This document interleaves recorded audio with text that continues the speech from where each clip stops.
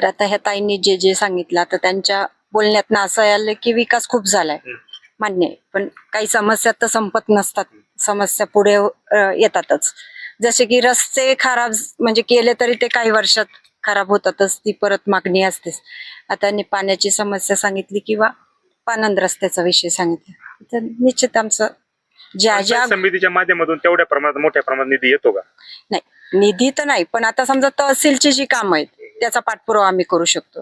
किंवा आता पंचायत समितीमध्ये अनेक विभाग आहेत, मग ते छपावी असेल, शिक्षण असेल, पाणी पुरवठा म्हणजे बांधकाम असेल, पाणी पुरवठा असेल, ह्या सगळ्या जास्त योजना असतात, ताडपत्रीच्या म्हणा किंवा मग शिलाई मशीन, कडबा खुशी, अशा त्या योजना त्या कशा पद्धतीने तुम्ही त्या लोकांपर्यंत पोहोचवणार आहे?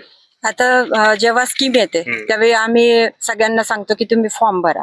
मग ते ऑनलाईन ऑफलाईन असे फॉर्म भरल्या जातात.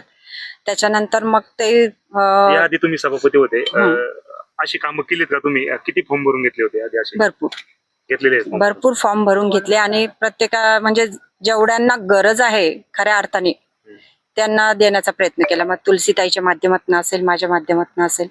जरी आम्हाला निधी कमी असला तर पहिले 2.5 वर्ष तर निधीच नव्हता. त्यानंतर आम्ही ज्यावेळी आंदोलन वगैरे केली तिथे जिल्हा परिषदेला मला अर्थ विभागाची मी म्हणजे हे होते, सदस्य होते.